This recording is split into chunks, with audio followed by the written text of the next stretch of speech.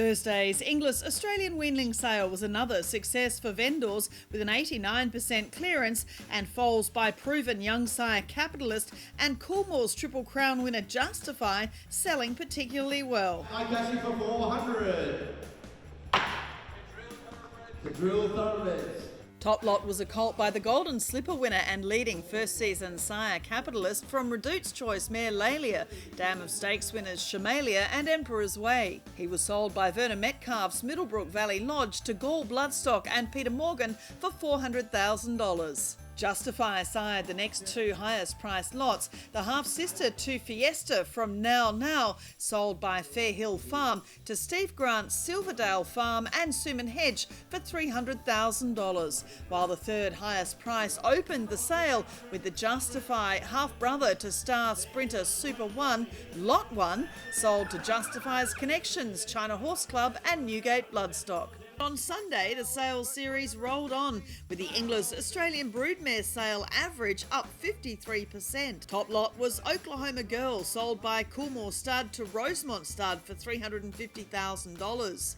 The Queensland Oaks Placegetter by Fastnet Rock from Shawnee Girl was bought as part of the first book for Rosemont's new stallion Hanseatic. We start our stallion updates with news from Cambridge Stud through the week that Snitzel's Group 1 winning 2-year-old Sword of State will stand at the famous New Zealand stallion farm at the end of his racing career. Cambridge CEO Henry Plumptre says they hold the Tiakau raced colt in the highest of regard. He will suit our roster because in an Australasian context it doesn't get any better than Snitzel as a stallion. He's the best son of Redute's Choice at stud, I believe. His co-partner in crime, Not a Single Doubt, was a very good stallion, but Snitzel's been champion stallion I think 4 times in Australia, and it's nice to be able to be part of a Group 1 winning colt as a 2-year-old, and we think it's very good currency for us. Sword of State will carry Brendan and Joe Lindsay's colours, continuing the great relationship with Tiakau and trainer Jamie Richards that's brought such success with Probabile. The colt will target the elite Group 1s as a 3-year-old in Australia. I think we have to have a sort of aspirational look at that and work back from a race like the Coolmore. Coolmore's a 6 furlong Group 1 on Derby Day. It's a signature race for colts, but the spring in Australia has quite a smorgasbord of good races for a colt like him. Would he stay 7 furlongs in the Golden Rose? He might. But we'd probably be more inclined to look at the 6 furlong options and kick him off over 1100 or 1000. Obviously with Tiakau, we've got great faith in Jamie Richards. We think he's an outstanding trainer.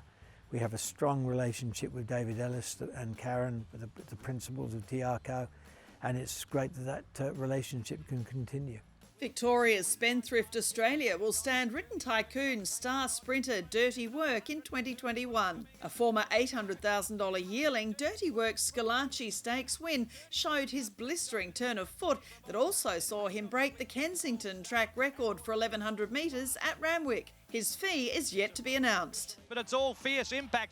3-time Group 1 winner Fierce Impact paraded at Riverside in Sydney on the eve of the chairman's sale, attracting plenty of interest from some of Australia's best bloodstock agents. We'll have a longer story on the son of Deep Impact on Bred to Win soon. He'll stand at Victoria's Leneva Park at a fee of $16,500. Fierce Impact's trainer Matt Smith will never forget the 2 Group 1s in a row at the 2019 Melbourne Spring Carnival.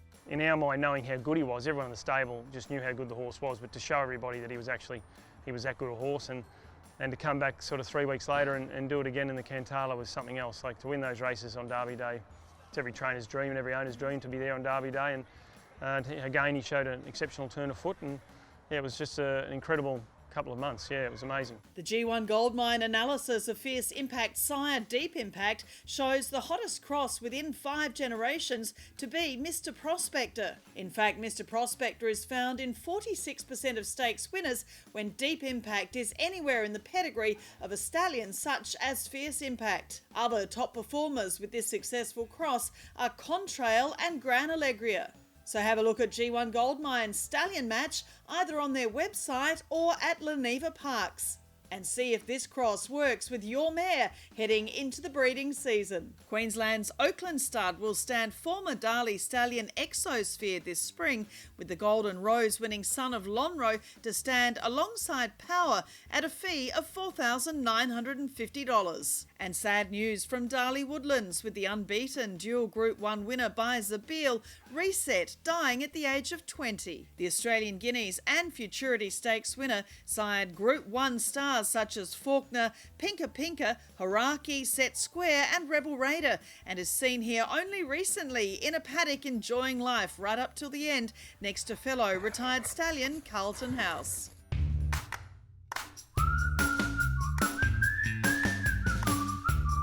Now Enchanted Heart, she's starting to wind up with a big run on the outside. A week after the Cox Plate winner Seamus Award sired an Oaks winner, on Saturday he featured as the sire of the Inglis Graduate of the Week, Enchanted Heart, who took out the 1200 metre dash, the takeover target, at Gosford's feature standalone meeting. The 4-year-old Chris Lee's trained mare was sold through the 2018 Inglis Classic yearling sale by Golden Grove Stud at Denman in New South Wales, and was another locally bought success story for Australian bloodstock. Enchanted Heart has now won 8 of her 19 starts and placed in another 4 for earnings of over $370,000. And a half-sister to Flight and Champion Stakes winner Montefilia, Woodall is one of the highlights of the early May Inglis online auction. The 4-year-old mare by Dundee was a winner herself, and the final bidding for the early May sale will begin at 3 p.m. on Wednesday, May 12.